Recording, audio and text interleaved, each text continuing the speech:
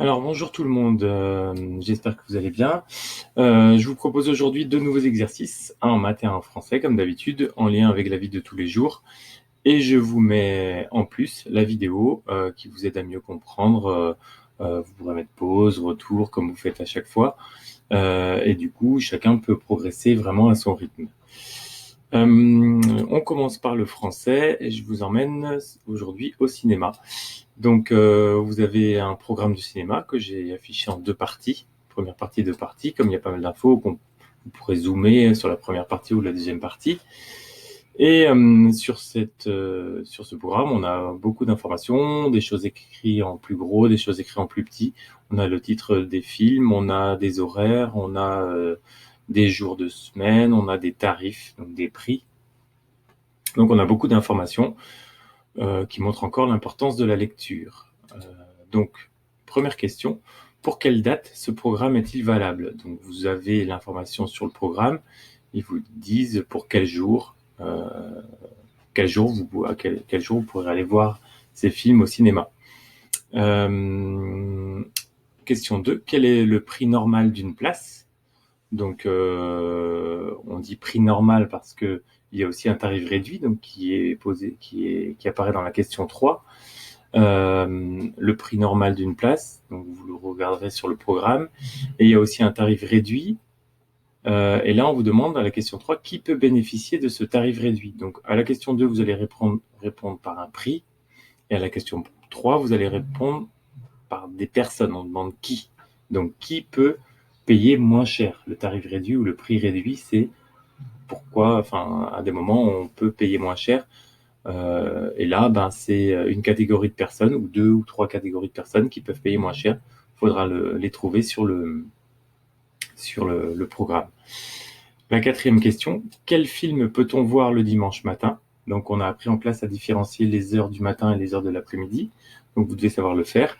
Et vous devez pouvoir trouver quel film, au pluriel, hein, peut-on voir le dimanche matin? Donc il y en a 1, 2, 3, enfin à vous de voir.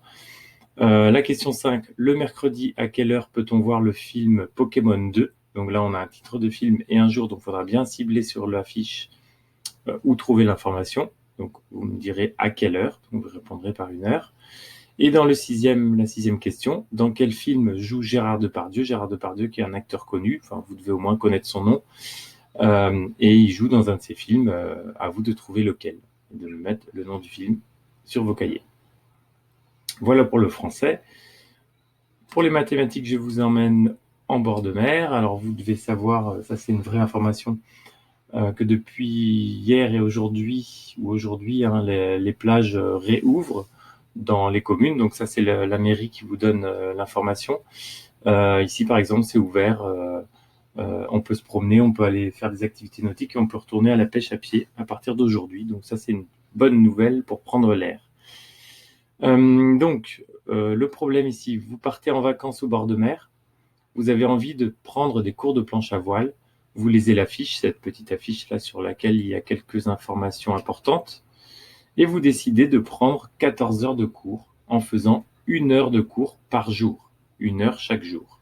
Donc 2 informations importantes, 14 heures de cours et 1 heure chaque jour, jusqu'à ce que vous arriviez à 14 heures. Par contre, vous n'avez pas de combinaison, mais vous voyez qu'il est possible d'en louer une. On voit l'information ici sur la petite affiche. Elle est à louer par jour. Chaque jour, vous payerez 2 euros. Donc, on vous pose la question, combien allez-vous payer pour ces 14 heures de cours? Donc, ça va se dérouler en 3 phases, 3 parties. Il y aura un premier calcul qui sera en rapport avec les tarifs et le nombre de jours, qui est en rapport aussi avec le nombre d'heures. Le deuxième calcul qui sera en rapport plutôt avec la location de combinaison. Et le troisième calcul où on mettra ensemble le tarif et la location de combinaison pour répondre à la question combien allez-vous payer pour ces 14 heures de cours. Donc, il y aura à chaque fois une petite phrase en lien avec le calcul et là une troisième phrase finale.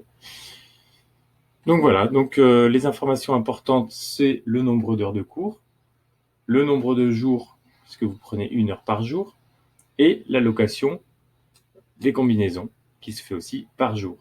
Donc là, vous avez toutes les informations pour bien réussir ce problème. Et donc, je vous souhaite un bon travail, un bon jeudi, et je vous dis à demain pour la correction de ces 2 exercices. Merci, au revoir.